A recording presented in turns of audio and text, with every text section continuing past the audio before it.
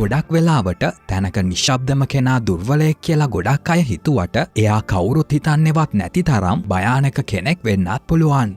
Hi! Movie Reviews සිංහලෙන් channel එකට ඔයාලව සාදරයෙන් පිළිගන්නවා. මේ වීඩියෝ එකෙන් අපි කතා කරන්නේ 2022 දී රිලීස් වුණ Weak Hero Class 1 කියන සීරීස් එක ගැනයි. මේ ඉන්න සියුන් කියන්නේ හිතාගන්නවත් බැරි තරම් දක්ෂ උසස් පෙළ ශිෂ්‍යයෙක් සහ එයාට හිතින් ඕනම අමාරු ගානක් හදන්න වුණත් වැඩි වෙලාවක් යන්නේ නැහැ. ඉතින් එයා මේ අසාමාන්‍ය ගණිත දැනුම එයාගේ ජීවිතයේ සාමාන්‍ය කාර්යයන් කරද්දීත් පාවිච්චි කරනවා. ඒ කියන්නේ එයා දුවන්නේ පනින්නේ සහ ෆයිට් කරන්නේ පවා මේ ගණිත දැනුම උදව් කරගෙන. කොහොම වුණත් මෙහෙම ඉගෙනීමට දක්ෂයකට අනිත් පැත්තට සියුන්ට පොඩි දුර්වලකමකුත් ලැබිලා තියෙනවා. ඉතින් එයා සමාජශීලී වෙන්නේ නැතුව ගොඩක් වෙලාවට මෙහෙම ඉගෙන ගන්න දේවල් විතරක්ම කරන නිසා එයා කාත් එක්කවත් කතා කරන්නේ නැහැ විතරක් නෙමෙයි සියුන් ජීවිතේටම hina වෙලාවක් නැහැ කියලා තමයි මේ වෙද්දි ඉස්කෝලේ ළමයි අතරේ කතාවක් පැතිරිලා ගිහින් තියෙන්නේ. ඉතින් මේ විදිහට යාළුවෝ එක්කෙනෙක්වත් නැති සියුන්ව පන්තියේ ළමයි කොන් කරලා තිබුණත් මේ කිසිම දෙයක් ගණන් ගන්නේ නැති සියුන් නම් කරන එකම දේ තමයි විභාගවලට මහන්සි වෙලා වැඩ කරන එක. එක දවසක් සියුන්ට ගණිත තරඟයකින් පළවෙනි ස්ථානය වෙනුවෙන් සම්මානයක් ලැබෙද්දී මේ දේටත් පන්තියේ ළමයි එයාට ඊර්ෂ්‍යා කරන්න පටන් ගන්නවා. විශේෂයෙන්ම මේක දරාගන්න බැරි වෙන්නේ මේ තරඟයේ 3 වෙනි තැන ගත්ත සහ පන්තියේ ළමයින්ට හැමදාම කරදර කරන මේ ඉන්න යාන්බින් කියන කෙනාට. ඉතින් මෙයාගේ හිතේ තරහව නිසාම සියුන්ට කරදර කරන්න හිතාගෙන එයා වැරදිලා වැදුනා වගේ සෙරෙප්පුවකින් සියුන්ට පාරක් ඊළඟට ගහනවා වුණත් මේකෙන් තරහ ගන්නව වෙනුවට සියුන් කියන්නේ මේ වගේ දේවල් ආයෙමත් කරන්න එපා කියලා. හැබැයි මේ වෙලාවේ යාන්බින් නම් ඒ උත්තරය Tamanට කරපු තර්ජනයක් විදිහට තමයි දකින්නේ. ඒ නිසාම එයා සියුන්ට ගහන්න හදනකොටම වැඩිමල් ශිෂ්‍යයෝ කණ්ඩායමක් පන්තියට කඩාගෙන වදිනව වගේම එයාලා එන්නේ එයාලගේ පන්තියේ ගැහැණු ළමයෙක්ට විහිළු කරපු සූහෝ කියලා ළමයෙක්ව හොයාගෙන. ඉතින් මේ වෙලාවේදී පන්තියේ පිටිපස්සෙම ඉඳගෙන Tamanගේ වටේ වෙන දේවල් ගැන ගණන් නොගෙන හොඳ නිින්දක් දාගෙන ඉන්න ළමයෙක් ඔළුව උස්සලා Taman සූහෝ කියලා කියනවා විතරක් නෙමෙයි එයා මේ තත්වය සමනය කරන්න එක දේවල් කිව්වත් මේ කිසිම දෙයක් අහන්නේ නැති වැඩිමල් ශිෂ්‍යයෝ ඊළඟට සූහෝට ගහන්න පටන් ගන්නවා.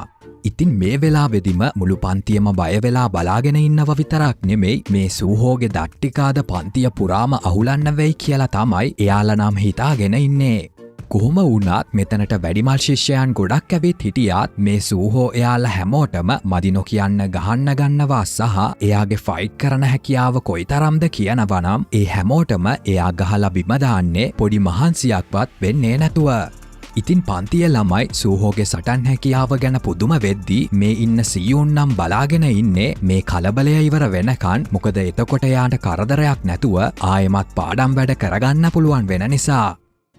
ඊළඟ දවසේ යාන්බින් එයාගේ හිංසාකාර යාළුවොත් එක්ක එකතු වෙලා සියුන්ට කරදර කරන්න හිතාගෙන එයාගේ පොත් ටික හංගලා මොනවත් උනේ නැහැ වගේ හිටියත් මේ උණදේ පස්සහ කවුද ඉන්නේ කියලා තේරුම් ගත්ත සියුන් නම් ගොඩක් තරහ අරගෙන ඊළඟට එයාලව පන්තියෙන් එළියදී හම්බ වෙලා මේ කරන දේවල් නවත්තලා දාන්න කියලා කියනවා.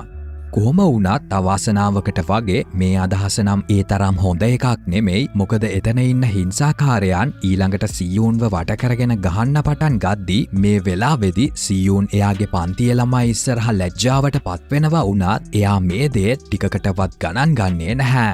ඉතින් මේ නිසාම තවත් තරහ ගන්න මේ කණ්ඩායම සියුන්ව බය කරන්න තව දේවල් කරනවා වුණත් එයා මේ හිංසාකාර ළමයින්ට නම් නැමෙන එක ප්‍රතික්ෂේප කරනවා.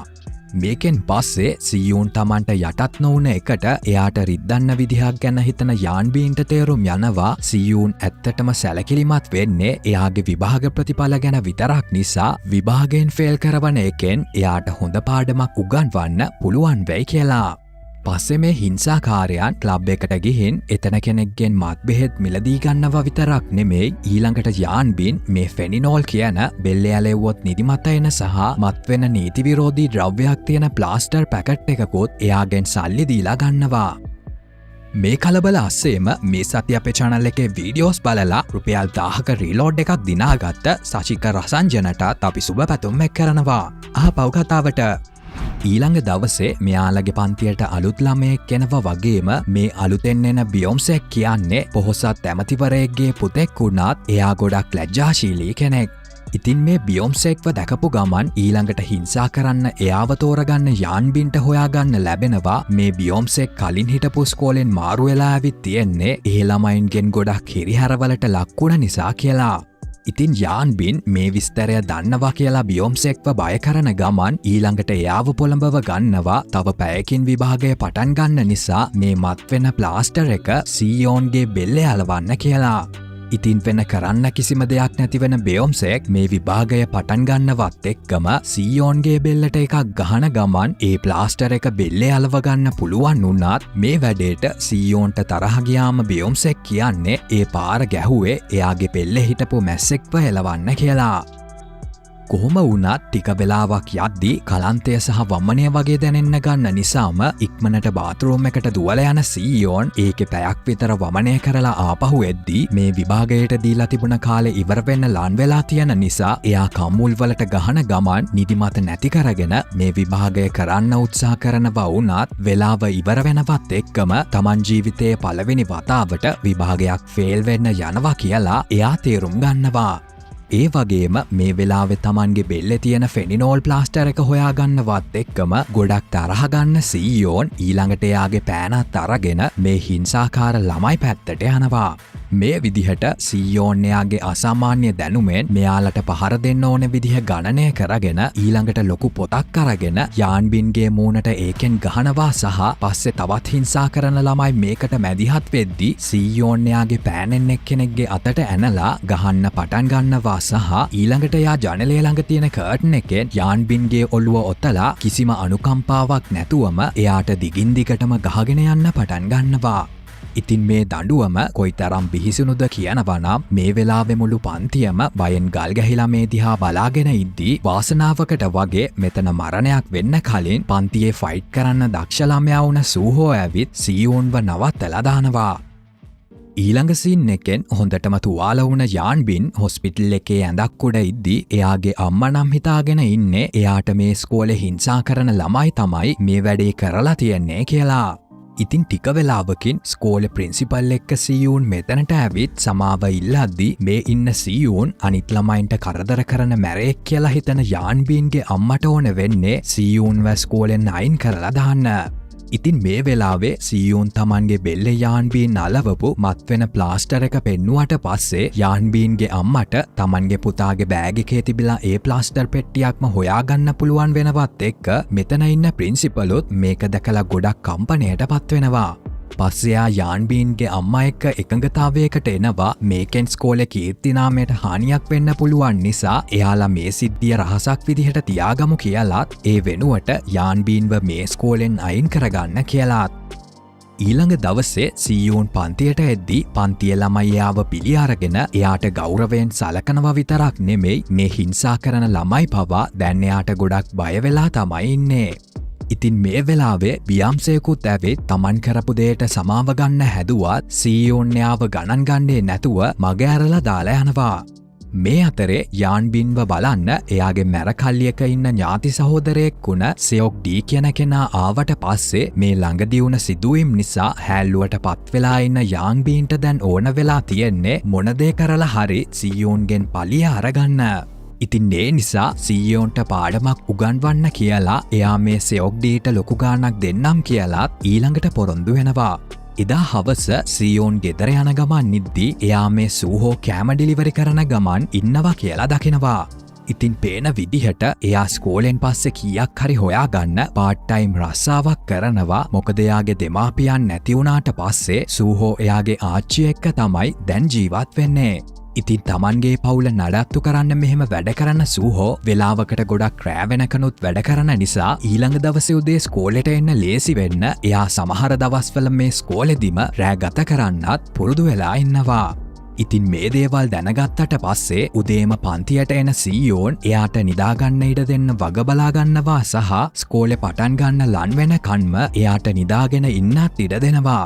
දවස්ගත වෙලා යද්දී ටිකෙන් ටික හොඳ වෙන්න ගන්න යාන්බින් එයාගේ සැලසුම ක්‍රියාත්මක කරන්න පටන් ගන්නව වගේම එයා මේ මැර කණ්ඩායමත් එක්ක ස්කෝලේ ගේට්ටුව ළඟ සීයුන් එනකන් බලාගෙන ඉන්නවා. ටික වෙලාවකින් සීයුන් එතනට එද්දීම සෙයොක්ඩී එයාගේ කම්මුලට පාරක් ගහන ගමන් මෙතන සෙනගත් වැඩි නිසා එයාව පාළු පැත්තකට එක්කගෙන යනවා. ඉතින් මේ වෙන දේවල් බලාගෙන ඉන්න බියොම්සෙක් ඉක්මනින්ම මේ මැරයන්ගෙන් සීයුන්ව බේරගන්න පුළුවන් කියලා හිතන සූහෝ හොයාගෙන යද්දී පන්තියේ නිදාගෙන ඉන්න සූහෝ මෙහෙම අනුන්ගේ ප්‍රශ්නවලට මැදිහත් වෙන්න කැමති වෙන්නේ නැහැ. ඒ වගේම ස්කෝලේ ඇරුණ ගමන් එයාට කෑම ඩිලිවරි කරන්න යන්න තියෙනවා කියලා කියද්දී මේ වෙලාවේ බියොම්සෙක් එයාට ලැබෙන දවස පඩිය වගේ දෙගුණයක් ගෙවන්නම් කියලා පොරොන්දු වෙනවත් එක්ක එයා මේ දේට එකඟ වෙනවා වගේම පස්සේ මේ දෙන්න ස්කූටර් එකක නැගලා සීයුන්ව හොයාගෙන යනවා. ඒ අතරේ වෙන තැනක සීයෝන්ට යාන්බින් මැරයන් එක්ක එකතු වෙලා තර්ජනය කරන්න ගද්දී සීයෝන් එයාගේ ගණිත දැනුම ප්‍රයෝජනයට අරගෙන වටේ තියෙන දේවල් වල උදව්වෙන් මේ අයට ගහන්න ගන්නව වගේම ඊළඟට එයා මෙතනින් යන්න හදද්දී එයාගේ අවධානය වෙන පැත්තක තියෙන නිසා මේකෙන් ප්‍රයෝජනය ගන්න මැර කණ්ඩායම ආයෙමත් එයාට ගහන්න ගන්නවා සහ ඊළඟට යාන්බින් දිගටම සීයෝන්ගේ ඔල්ලුවට පයින් ගහලා එයාට ඉගෙනීම් වැඩ කරගන්න බැරි වෙන්න අතකඩලා දාන්න හදද්දී වාසනාවකට වගේ ඒ වෙලාවෙම සූහෝ ඇවිත් සීයෝන්ව බේරගන්නවා.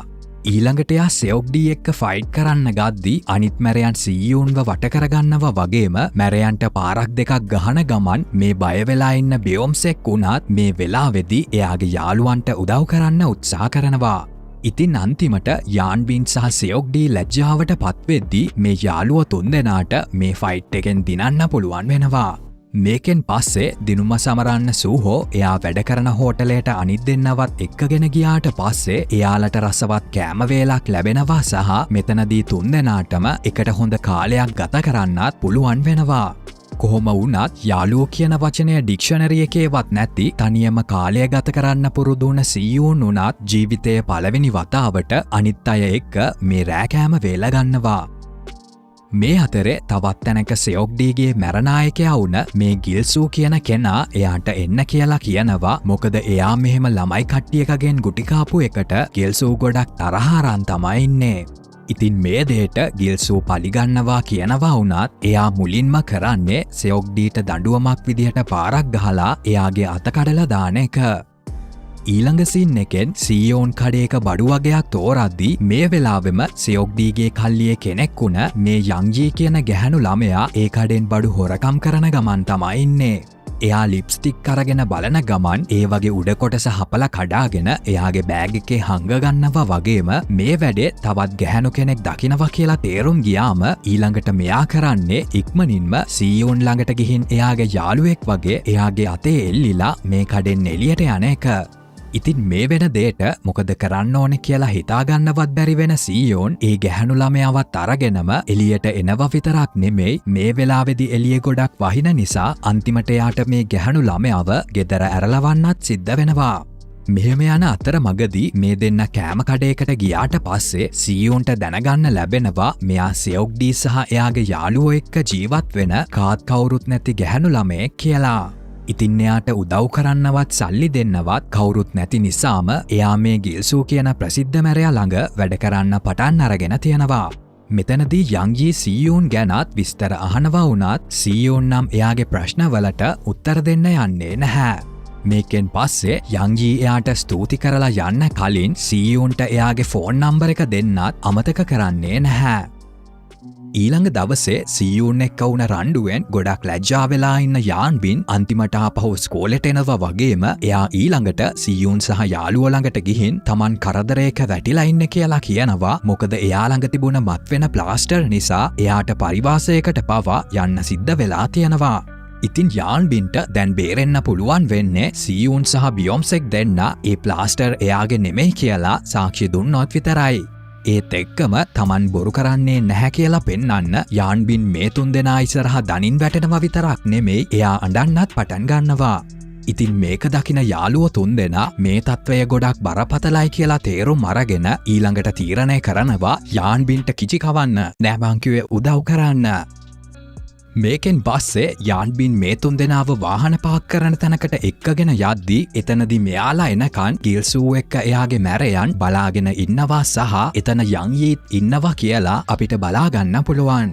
ඉතින් ඊළඟට ගිල්සූ මේ ළමයි ළඟට ගිහින් එයාගේ ගෝලයන්ට ගැහුවට සහ මේ සෙයොග්ඩීගේ අතත් කඩලා දැම්මට එයාලගෙන් ලක්ෂ ගානක වන්දි මුදලක් ඕන කියලා කියනවා විතරක් නෙමෙයි එයාලා මේ සල්ලි දවස් 3ක් ඇතුළත දුන්නේ නැත්තම් ඒ පවුල්වල අයගේ ජීවිතවලටත් හානි වෙන්න පුළුවන් කියලා එයා තර්ජනය කරනවා. මේ සිද්ධියෙන් පස්සේ ඉඳන් මේ පිරිමි ළමයි තුන් දෙනා යන හැම තැනකම ගිල්සූගේ මැරයන් පස්සෙන් යන්න පටන් ගන්නවා සහ මේ තුන් දෙනාට නගරයෙන් පැනලා යන්න නොදෙන එක තමයි ඒ මැරයන්ගේ වගකීම වෙලා තියෙන්නේ. මේ අතරින් බියොන්සෙක් තමයි ගොඩක්ම මේ ගැන වද වෙන්න ගන්නේ මොකද එයාගේ තාත්තා මේක දැනගනි කියලා ලොකු බයක් එයාගේ හිතේ තියෙනවා.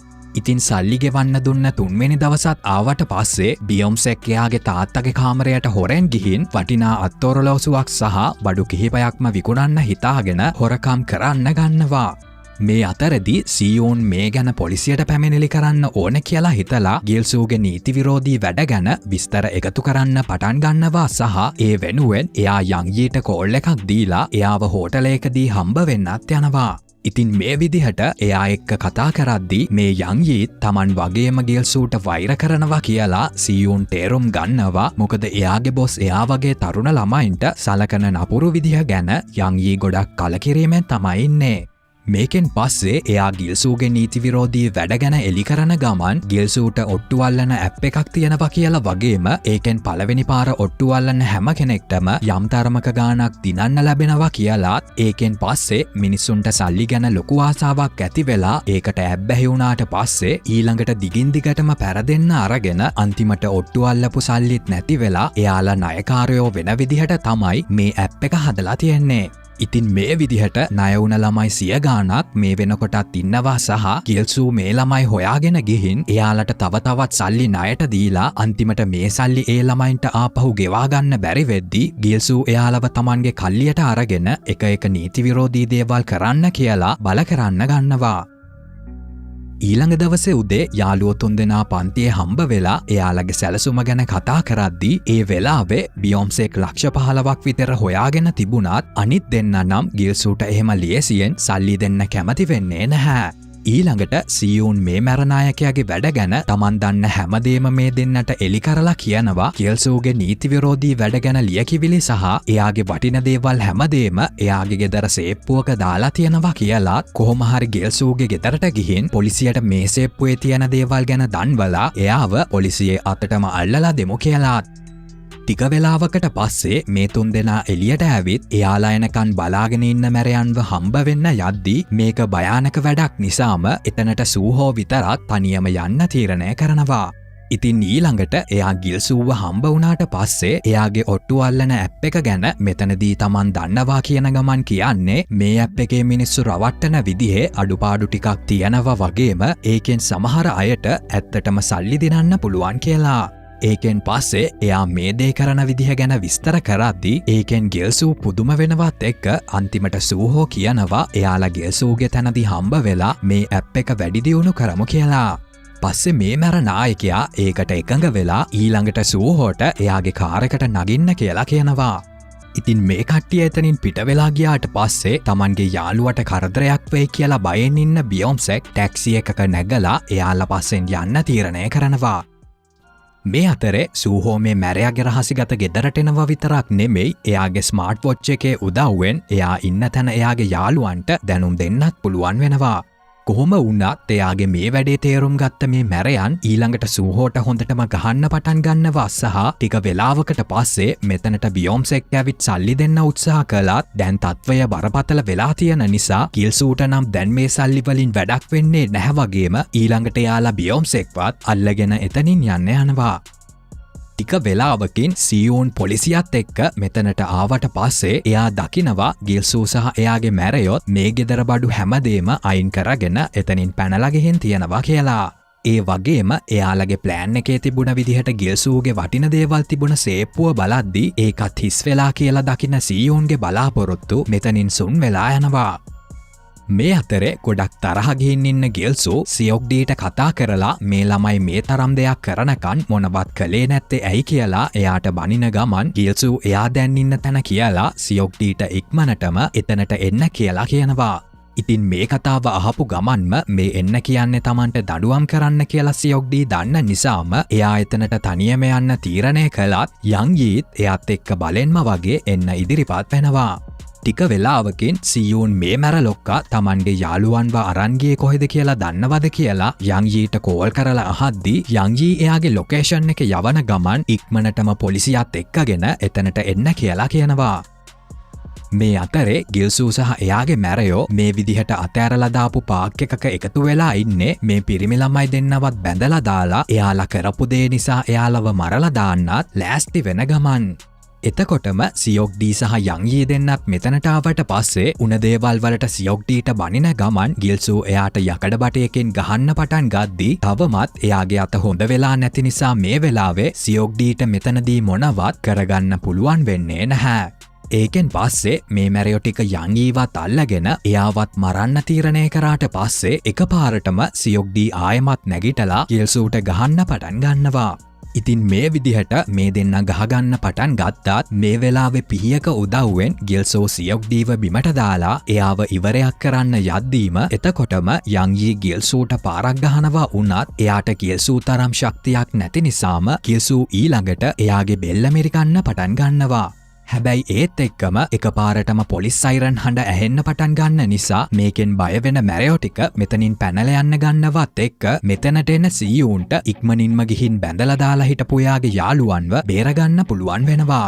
කොහොම වුණත් ඊළඟට එතනින් එයාලා යන්න හදද්දී ආයෙමත් ගිල්සූ සහ එයාගේ මැරයන් සියූන්ගේ ෆෝන් එකත් අරගෙන එතනට එනවා. ඉතින් පේන විදිහට මේ අහුන පොලිස් නලා හඬ සියූන්ගේ ෆෝන් එකෙන් දාපු සද්දයක් විතරයි කියලා අහුණාට පස්සේ ආයෙමත් මැරයන් මේ ළමයින්ට ගහන්න පටන් ගද්දී සූහොත් කලින් උන සිද්ධියෙන් තුවාල වෙලා තියෙද්දි වුණත් මැරයන් කිහිප දෙනෙක්ටම ගහලා බිම දාන අතරේ සියූන් එයාගේ මොලෙන් වැඩ අරගෙන මැරයන් කිහිප දෙනෙක්වම පරද්දලා දාන අතරේ ඇත්තටම මෙතනට පොලිසියෙන් එනවා කියලා දකින සියොක්ඩී සහ යංජී දෙන්න එතනින් පැනලා යද්දී අපිට දැනගන්න ලැබෙනවා සියූන් කලින් ෆෝන් එක හිතාමතාම තමයි මැරයන්ට අහුවෙන්න ඉඩ දුන්නේ කියලා. මොකද ඇත්තටම පොලිසියෙන් ආයේ එනවා කියලා එයාලා සැක නොකරන නිසා.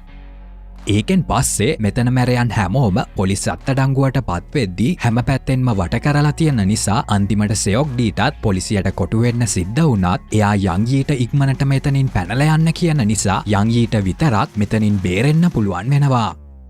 ඒ අතරේ මේ සිද්ධියෙන් පැනලා යන ගිල්සූ පස්සෙන් සියූන් පැනගෙන ආවට පස්සේ මේ දෙන්නත් ඊළඟට ෆයිට් කරන්න පටන් ගන්නවා වගේම සියූන්ට ගිල්සූව පරද්දන්න බැරි වුණත් ඒ වෙලාවේ සූහොත් මෙතනට ඇවිත් මේ මැරලොක්කා එක්ක ෆයිට් කරන්න පටන් ගන්නවා. හැබැයි එයා මේ වෙද්දීත් ගොඩක් තුවාල වෙලා ඉන්න නිසාම වැඩි වෙලා නොයා ගිල්සූ එයාවත් ඉවරයක් කරලා දාන්න යද්දීම ඊළඟට සියූන්ගෙත් උදව්වෙන් මේ යාළුවෝ දෙන්නට මේ පාතාලයම පාලනය කරගෙන හිටපු මැරනායකයාව පරද්දලා පොලිසියට බාර දෙන්න පුළුවන් වෙනවා. ඊළඟ සීන් එකෙන් අපිට බලාගන්න පුළුවන් සියූන් සහ බියොම්සෙක් දෙන්න ප්‍රකාශයක් කරන්න පොලිසියට ඇවිත් ඉද්දී බියොම්සෙක්ගේ නීතිඥවරයාත් මෙතනට ඇවිත් කියනවා මේ ළමයි තුන්දෙනාව මේ පොලිස් කේස් එකෙන් සම්පූර්ණයෙන්ම අයින් කරලා තියෙනවා කියලා. ඒ කියන්නේ එයාලට තවදුරටත් මේ නඩුව අදාළ වෙන්නේ නැහැ. ඒ වුණත් බියොම්සෙක්ගේ පවුල ගොඩක් සල්ලිකාර සහ බලවත් නිසා එයාට අතක් හරි තියපු අයට බේරෙන එක නම් ඒ තරම් ලේසි වෙන්නේ නැහැ. ඉතින් ඊළඟට මේ නීතිඥයා බියොම්සෙක්ට කියනවා එයාගේ තරහව යනකන් ඇති තරම් මේ මැරනායකයාට ගහන්න කියලා. කොහොම වුණත් හිංසාවට අකමැති නිසාම බියොම්සෙක් මේකට පසුබට වෙද්දී ගිල්සූ hina වෙන ගමන් කියනවා මේ ළමයි තුන්දෙනාගෙන් බියොම්සෙක් තමයි දුර්වලම කෙනා කියලා. ඒ අතරේ සියූන් එතනින් එළියට එද්දී එයාට එළිය බලාගෙන ඉන්න යංජීව හම්බ වෙනවත් එක්ක මේ වුණ දේවල් වලට සියූන්ගෙන් යංජී සමාවත් අරගෙන ඊළඟට ඒ දෙන්නම සූහෝව බලන්න හොස්පිටල් එකට යනවා. ඉතින් මේ වෙලාවේ එයාලා මෙහෙම මැර කල්ලියක්ම නැති කරලා දාපු එක ගැන සූහෝ ගොඩක් සතුටින් ඉන්නවා වගේම ගොඩක් වේදනාකාරී තත්වයක හිටියත් එයා මේ දෙන්න එක්ක විහිළු කරන ගමන් කතා කරද්දී සියූන් මෙතනදී අවුරුදු ගානකට පස්සේ පළවෙනි වතාවට hina වෙනවා දකිද්දී නම් ඒක දකින හැමෝම ඒකෙන් පුදුම වෙලා යනවා කියලා පෙන්නන ගමන් කතාවේ මේ කොටස ඉවර වෙලා යද්දී මේ උන දේවල් වලින් එකතු වුණ මේ යාළුවෝ තුන්දෙනාට ඉස්සරහට මොකක් වෙයිද කියලා දැනගන්න කැමති ඇතිනම් මේ වීඩියෝ එකට ලයික් එකක් දාලා අපිට ඒක දන්වන්න. එතකොට අපි ඊළඟ කොටසත් මේ විදිහටම ඔයාලට අරගෙන එන්නම්. අපේ channel එකේ වීඩියෝස් බලන ඔයාලා වෙනුවෙන් රුපියල් 1000ක රීලෝඩ් එකක් දිනා ගන්න කරන්න තියෙන්නේ channel එකට subscribe කරලා මේ වීඩියෝ එකට කමෙන්ට් එකක් දාන එක. එහෙනම් අපි ඊළඟ රිවිව් එකෙන් හමු යමු. හැමෝටම සුබ දවසක්.